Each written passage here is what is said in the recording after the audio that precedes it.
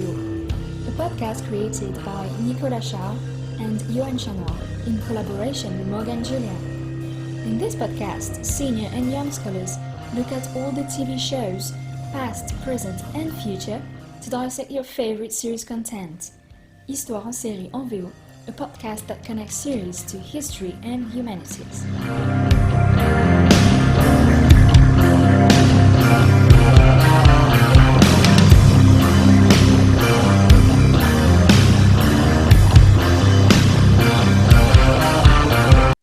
Today, I am lucky enough to welcome Deborah Halifa.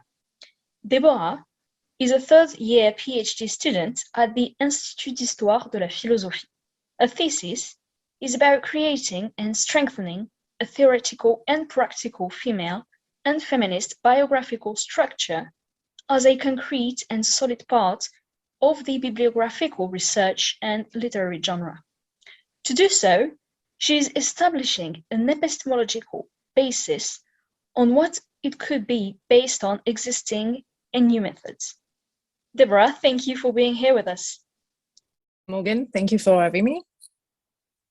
So, Deborah, could you tell us about Rebellion and why you decided to talk to us about this show, please?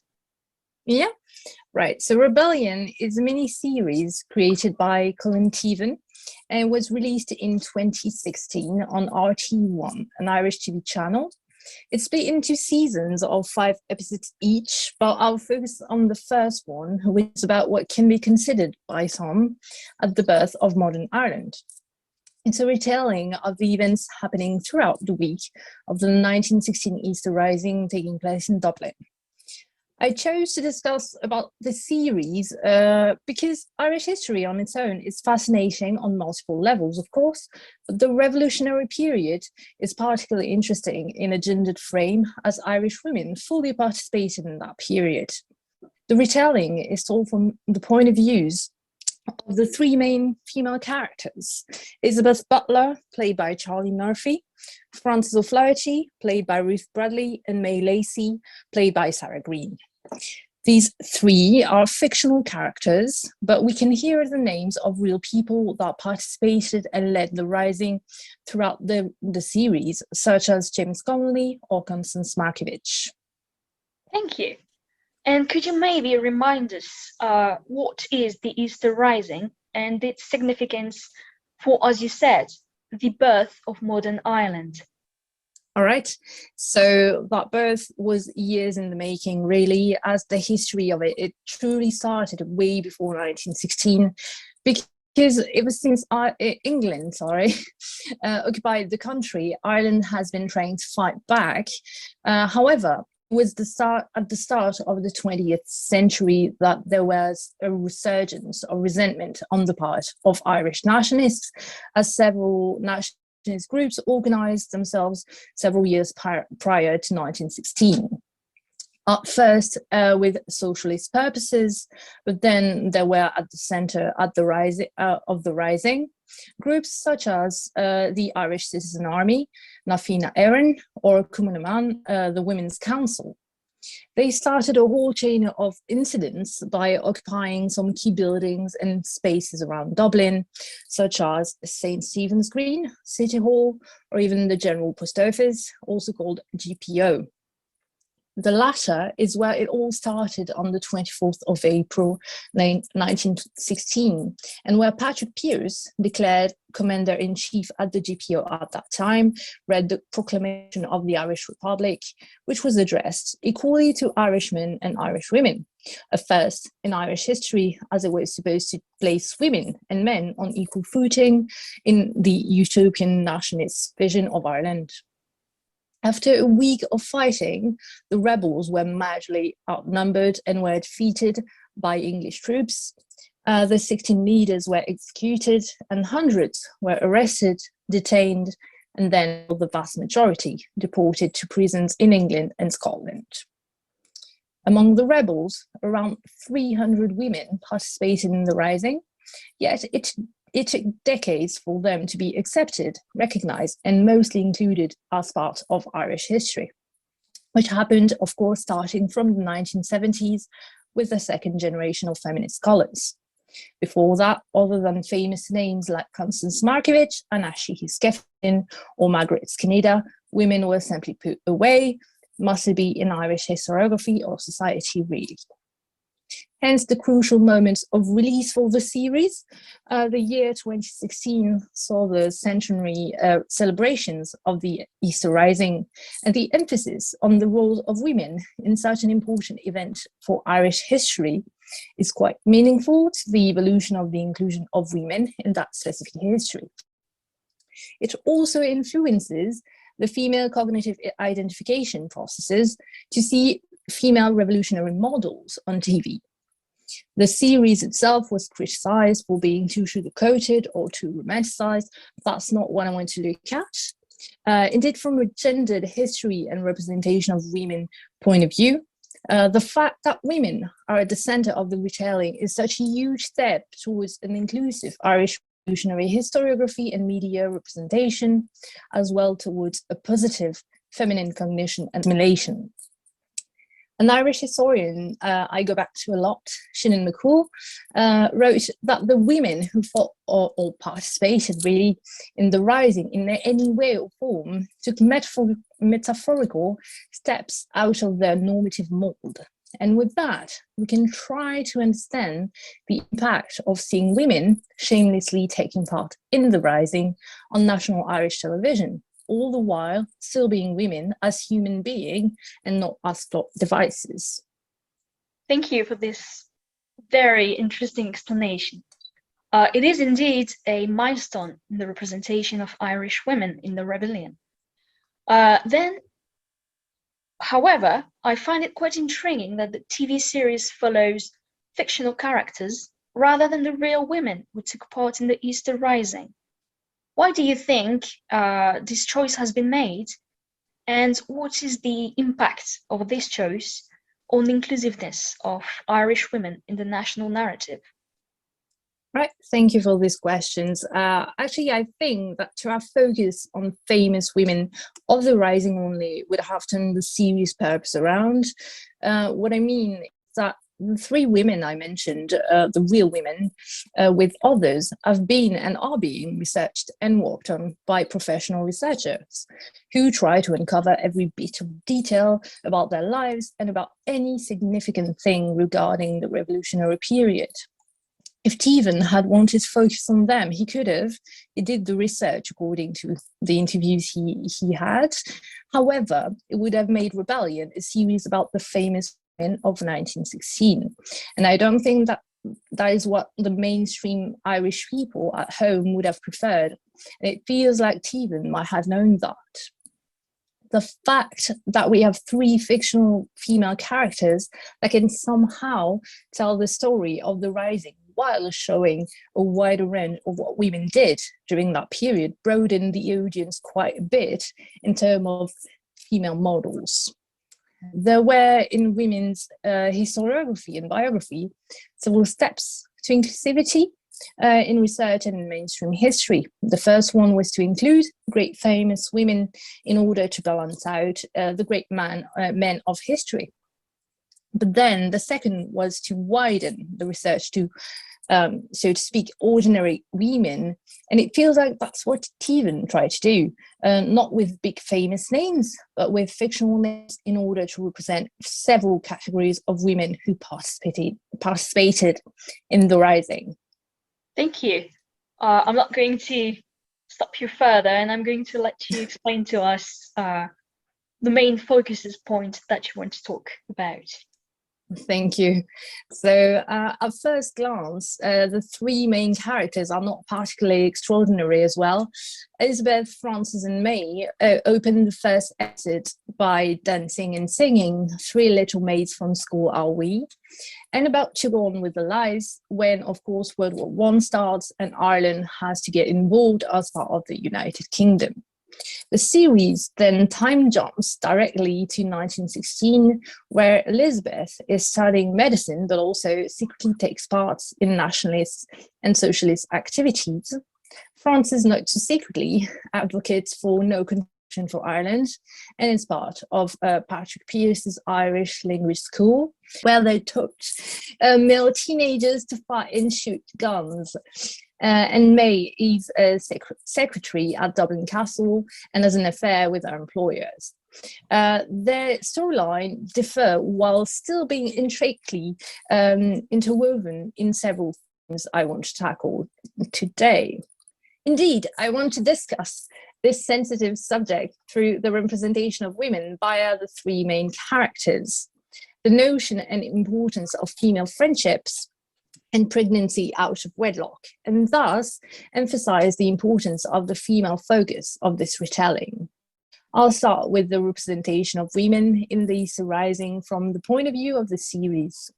I'll talk about Elizabeth and Frances, their stories, and how they're relevant to the retelling of the rising from a contemporary point of view to Irish history and women's history. So I'll focus first on the character of Elizabeth Butler. When the series starts in 1916, Lizzie, as her friend and family call her, is studying medicine and secretly takes part in nationalist and socialist activities. She also comes from a very wealthy family. She's just about to get married as her boyfriend gets temporarily back from the war. He proposed to her, and the whole arrangement for the wedding is quickly done so for it to happen just before he goes back to Europe.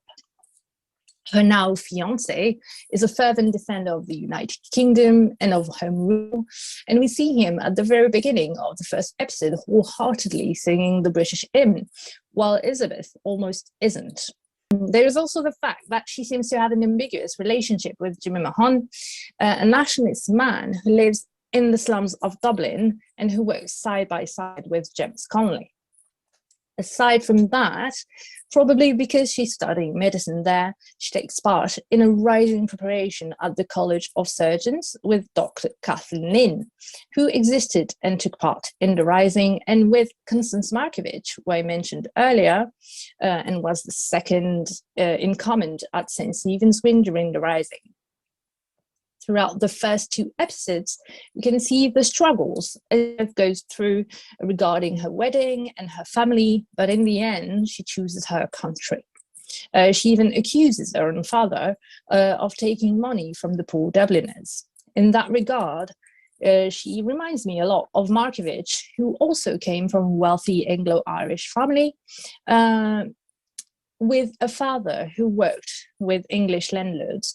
And she, like Elizabeth in Rebellion, also felt towards rather than her, and felt that her country needed saving from the English, so to speak.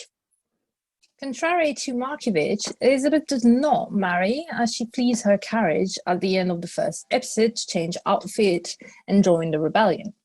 At that moment, we see a woman dressed in a modest dress and a long blue coat being part of the Irish rebels who shoot English soldiers left and right, a woman who sometimes seems to regret her decision, but in the end does not. There is a scene regarding the audience doubting her conviction, which I particularly enjoyed, with an interesting dialogue.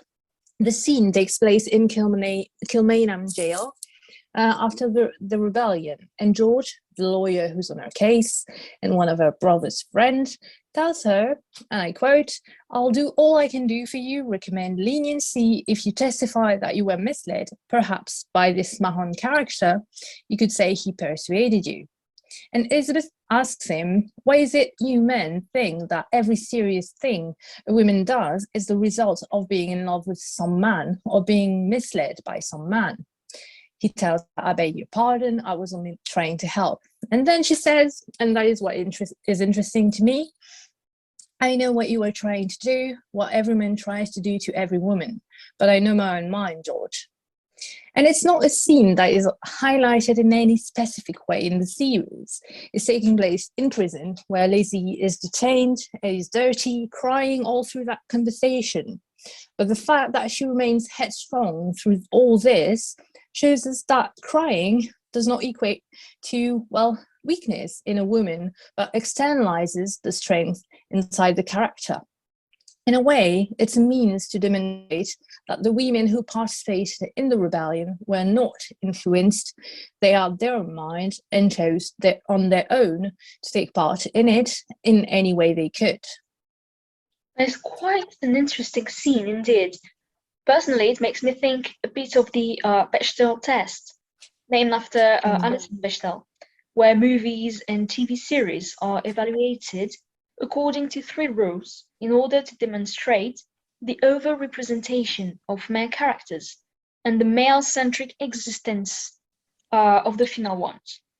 For a movie or a show to pass the test, it has to at least have two women in it. They have to talk to each other and about something else than a man. Here, Lizzie's affirmation that her choice is her own and that she will not compromise it for anything.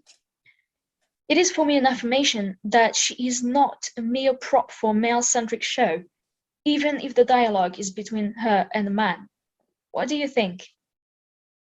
Well, I'll talk later about the male gaze, particularly, which is not the same, but still very much linked to that. I agree. It also emphasizes on the freedom women experienced at that time, which is very much paradoxical, but not nonetheless true. Whether it was freedom of choice, freedom of movement, freedom of speech, or even something as simple as the freedom to wear a male uniform. They were able to do everything men had been allowed to do for centuries. But then, after that period, Irish society was even more rigid regarding women and the public sphere. As so, rebellion managed to show that and to take the prop out of mainstream history, so to speak. Thank you very much for your answer. I'll leave you to the rest of your explanation.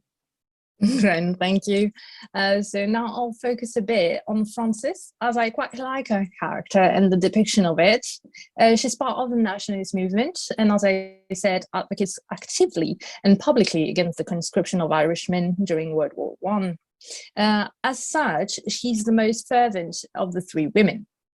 She looks at Patrick Pearse with awe, but realizes in the first few episodes that he's not the hero she thought he was when, based in the GPO, he tells her that all members of Cumann, the Women's Council, must report to the kitchen or medical room, i.e. men are fighting and women are cooking and tend to the wounded, which, as we know, are the two roles that women were stuck to for decades, even more so in war times.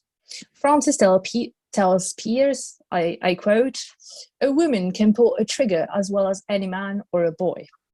She then exclaims, "Thought you looked upon us as your equal, sir," which, of course, is a parallel to the proclamation which he read. However, Frances does not give up or even give into the gender role assigned to her by her male superior. She helps the Irish rebels pass on information and does so by playing with her image in the third episode. What I mean here is that she drops what can be seen at that time as a manly outfit, her uniform, for a more feminine one that will allow her to go through an English barricade. The English soldier do not doubt her for long, and then another soldier, who turns out to be Elizabeth's fiancé, says, I quote, "Civilians, especially women and children, we're here to protect them." Which is ironic, considering Frances can and will shoot with the pistol she hid in her basket. This reminds me of another woman who really participated in the rising, Margaret Skinner, who I mentioned earlier as well.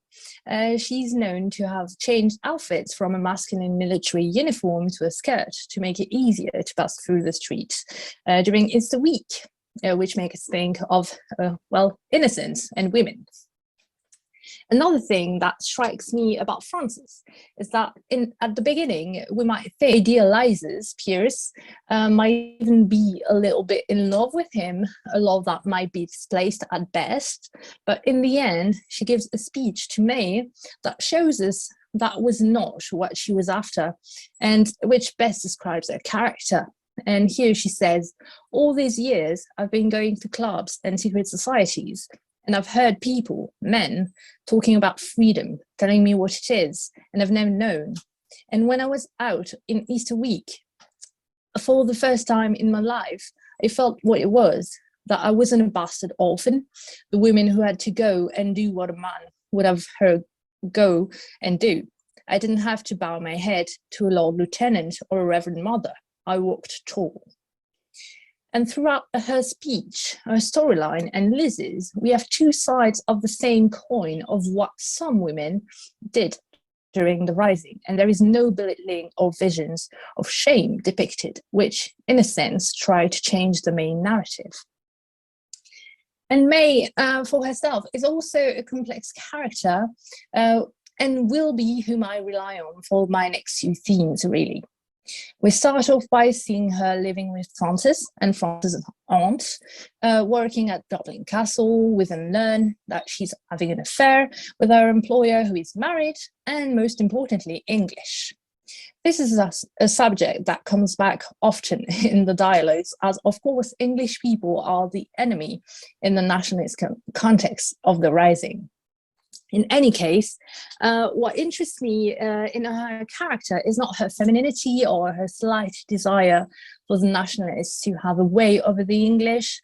It's linked to why I want to talk about the representation of pregnancy out of wedlock in Ireland and friendships between women. The second element is something that has come again and again in my studies. In feminist research in general, friendships between women are crucial to the study of women in any context. In biographical feminist studies, which I am a part of, female friendships are particularly important to determine women's public lives and the relationships they had in those lives, to see how one element interfered with the other and vice versa. In Rebellion, May seems to be the unconscious glue between Francis and Elizabeth. The latter two don't have any conversation between them, maybe before 1916, during or in the aftermath. However, as I said, May lives with Francis. They have conversations and arguments, but she also goes to Liz's house to talk with her. Through her storyline, we can see that helped by the women surrounding her from close or far. A review for the Irish Times I've read of the show, which somehow described Francis as deranged, wrote about May, and I quote, "Civil servant May is given a hackneyed period drama plot, lowly girl pregnant by her tough boss, and she spends much of the series in unlikely scenes in a big house in suburbia with his wife Vanessa." This seems to me to be a very shallow interpretation of her character, which could be it really at first glance, but turns out to be much more complex than that. Through a feminist and historical lens, we find that her plot is not hackneyed at all. She struggles with with the small amount of spying she did for her friend, as that could have landed her in prison. She struggles with her affair to a married man. She struggles even more to cope with the fact that she's pregnant with said man's child. I'll talk about that in a few minutes, but I have to highlight the importance of female friendship in her storyline as the way Francis and Elizabeth talk to her and help her in nor diminishing nor infantilizing, even if she has a bit of an argument with Francis at the beginning. They remain friends, and Francis vehemently offers her help, as does Elizabeth, really, at the beginning. When May learns that she's pregnant, she offers money as well. Friendships between women being depicted in such a context emphasizes to me that women are not to be seen in a male gaze mode, whether it is in a so-called chick flick or in a historical TV series. The male gaze is something that we've been hearing about quite often in the last few years. It's been written about by researcher Laura Mulvey in her book Visual and Other Pleasures, published in 1989. And she explained that the female subject in media has been and is being created by men and for men.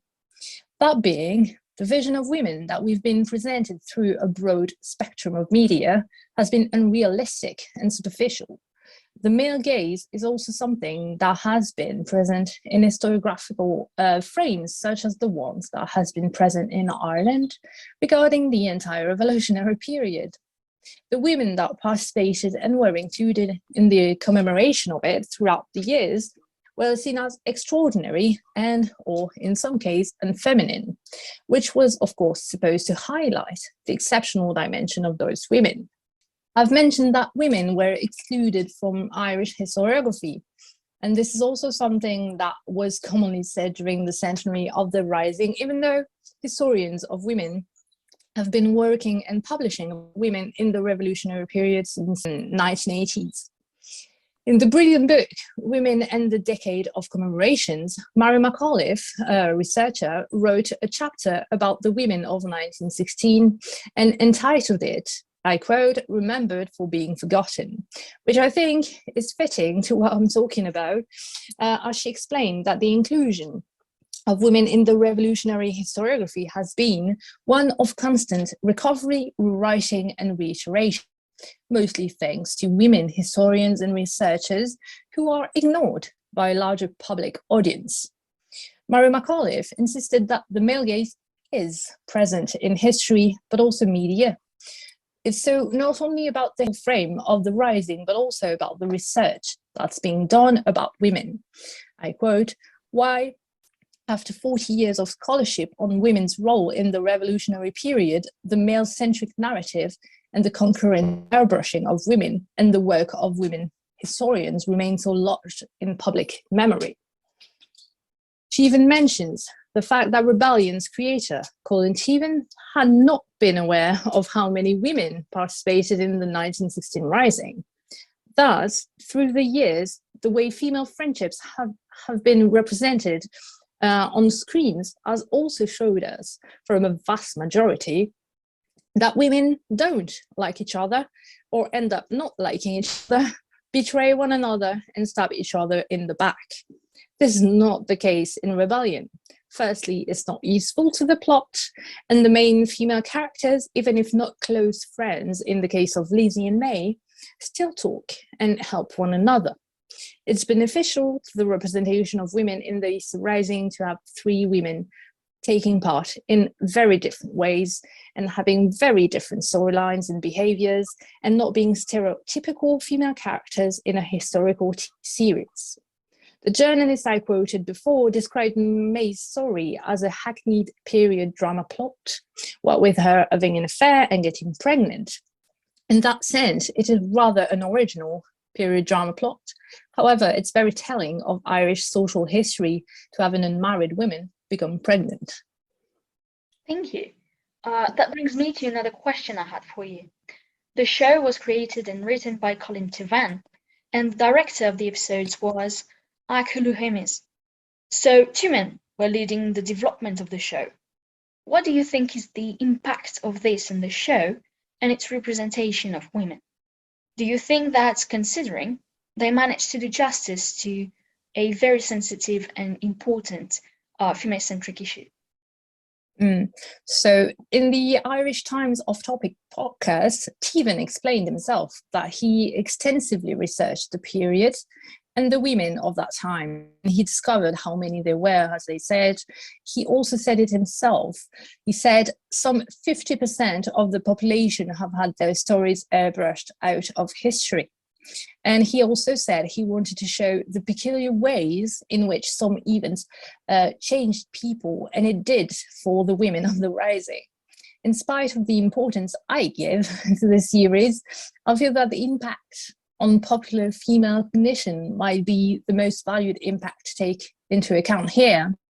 Tevan and Luhemius managed to render it justice, but also not completely. They touched the visible part of the iceberg from the tip of the fingers, really, as Tevan didn't even know that hundreds of women participated in 1916. However, the hidden part of the iceberg is a whole set of female researchers who have spent decades working on these women. Thank you. So, quite a conflicted point of view on that one. But thank you very much for your answer. You're welcome.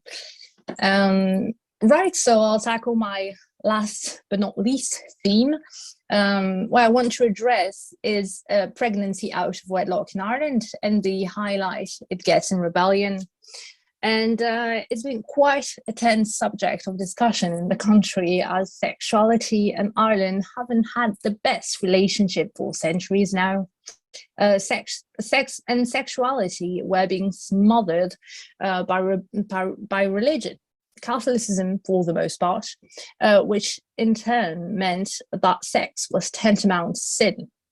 To such an extent that for centuries, women who became pregnant out of wedlock, unmarried mothers or prostitutes, became fallen women. And in order to control this, the Church of Ireland founded the Magdalene Laundries or Magdalene Asylums, where these women were kept, voluntary or not, some more violently than others, and their babies were taken, put up for adoption, usually overseas. And this was even more the case after the establishment of the Irish Free State in 1922. But to avoid this fate and the shame of it for themselves and their families, women also tended to commit infanticide, which was a huge problem in Ireland, considering that from 1850 to the 1900s, more than 4,600 cases of infanticide, concealments of birth, and attempted infant murders were committed. There is, of course, a strong link between shame, the control of women's bodies, illegitimacy, infanticide, and sin. An article from the Tralee Chronicle and Killarney Echo, dating from 1856, wrote about a Magdalene Asylum located in County Kerry and described babies as children of sin. And so Professor Maria Ludi estimated that between 1923 and the 1970s, there were an average 1,900 illegitimate births per year. She also noted that in 1928, unmarried mothers were very clearly social and political problems. And there is a great book written by Diarmaid Ferriter titled Occasions of Sin, Sex and Society in Modern Ireland, in which he went through Irish records and history to look at the history of sexuality in the country from 1845 to 2005. And he wrote, I quote, "A history of sexuality raises the questions not just of religion and morality, but also about public health, the attitude of the medical profession to reproduction, the operation of the criminal system, the application of legislation, the age of consent, demographics, living standards and conditions, education, the role of the family and patriotism, and ultimately the uses and abuse of power." With this specific context in mind, and realize the tense situation May has gotten herself in a context of rebellion, she, an Irish unmarried woman, has been having an affair with a married Englishman who ended up getting her pregnant. The very action of aborting was out of the question, as it was stated in the Irish statute book as a criminal offence, and it has been ever since 1861, which is still in the statute books when you look at the attempt to procure abortion section, paragraph 58 and 59. Even if she decided to keep her baby, she would become one of the fallen women. During the conversation between me and Lizzie, the latter asks her what she's going to do about it. If she can't go back to the castle, why won't she go back home? To which May answers, "And shame my father. They're not very understanding of fallen women in Dublin, let alone small town Cork." And really, that tells us everything we need to know about the status of fallen women in the whole country at that time. Later on, she's called a cheap whore by the employee's wife, who understandably angry, but says it. Later on, she's called a cheap whore by her employer's wife, who's understandably angry, but says is used to her husband having affairs. She also tells May that she's the first to try a trick like this, getting yourself pregnant, which completely puts aside her husband's involvement with the getting pregnant part. That was also the case with infanticide cases, and the women put into the laundries. What the mini-series is doing by including this so-called hackneyed plot into it, whether it is wanted or not, is displaying the struggles some unmarried pregnant women went through, while offering another vision of what other women did during the rising, besides fight. Frances has also a storyline that interests me in that specific aspect of the representation of Irish women. In the scene I quoted earlier, she mentions that she's a bastard orphan, meaning that she's an illegitimate child. Her aunt has an interesting talk with her when she also says that Frances has a good amount of luck for an illegitimate child, and that shows us that the shame that is stuck to unmarried mothers is somehow automatically passed on to their children when they're survived. Frances' aunt then tells her that she has to leave because of her activities as a rebel. And she tells Frances, "There's a wildness in your blood, Frances, same as your mother. And just like her, you've fallen with the wrong crowd." She said that she found her a housekeeping job at a widower's who would be best to handle her till she gets rid of these notions. And several things to emphasize in the context of control of women's bodies: wildness, falling in with the wrong crowd, a man to handle her better to get rid of nationalist and socialist notions. In an androcentric deconstruction framework, this shows us the strong link between shame, influence, and innocence. For centuries, Irish society has tried to portray, I quote, the Irish women as a pure, nurturing, ideal creature, and when she wasn't, she was shamed, blamed, put aside, and she was said to have been influenced because her mind was weak and could only be saved by religion and men. The irony is that bad and good influences there were seen to come from men. And this wasn't, of course, the case only in Ireland, but the fact that these points were consolidated by the state and church made it even stronger in the country.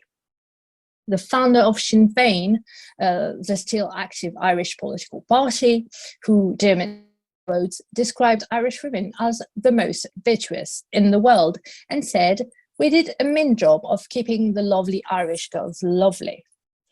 The idea that women must have virtue and purity to be considered respectful by men, i.e. society, is very telling of the vision women were subdued to for centuries. In the end, these three themes that I spoke about, the representation of the women of 1916 through Frances, May, and Lizzie, the friendship between them, and the issue of pregnancy out of wedlock, are intricately linked to the inclusion of women in Irish revolutionary historiography and media visions. And at first, I thought it might be hard for me to link my chosen themes with the series, while trying not to give a history lesson or even a feminist lesson. But in the end, I ended up doing just that, not entirely on purpose, but I wouldn't be able to do it without. Indeed, by looking at these specific elements in the series through a historical and feminist frame, we realize that a transgressive dimension is present, whether it is in the vision of women in the rebellion, of women in television, of the representation of their relationships and friendships, or even in the depiction of Irish women in general while looking at society, identity, traditions, and sexuality. In Women and the Decade of Commemorations, Laura McTackney wrote that the women of 1916 were not known, but many were ordinary and were undoubtedly marginalized and shamed for their transgressive roles in conflict.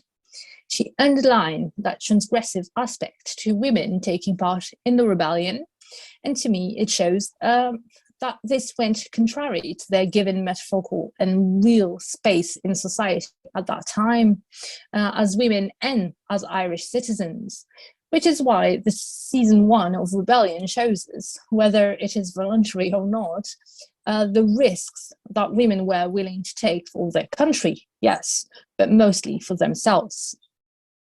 Thank you so much for this edifying history and feminist lesson. Deborah, even though it was not your intention. I'm very grateful for that. My pleasure. We indeed needed both in order to understand fully the scope of the series. And I actually had one last question before ending our time together. You decided to focus on season 1. Why has season 2 not made the cut? Well, season 2 focuses on the end of the revolutionary period, so in the years of the War of Independence and the Civil War, which I don't have a good grasp on, as it's much more politically focused on men and internal conflicts between Irish people. I've also been focusing for several years now on the representation of women in history and biography, and sometimes more importantly in Ireland. And as the second season doesn't follow its 3 female leads, I must say I was much less interested in that development. Well, that's understandable, considering your research. And again, thank you very much for this talk. It was very interesting, and I'm afraid I will need a strong tea to calm my nerves after hearing so much about fallen women and the treatment of women in Ireland at the time. So thank you very much, and I hope that everyone will enjoy this as much as I did. Thank you very much to you.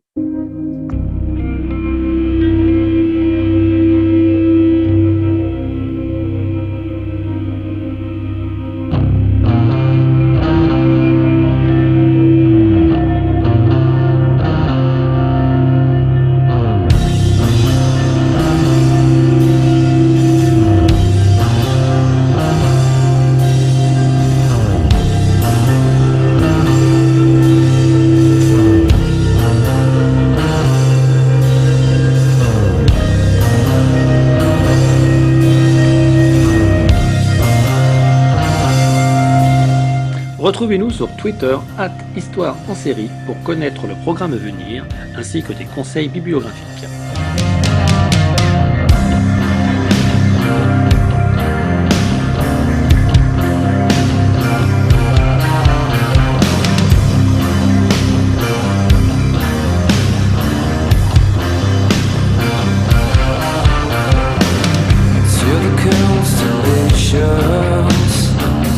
Travel logistically, such a beautiful planet populated by a stranger.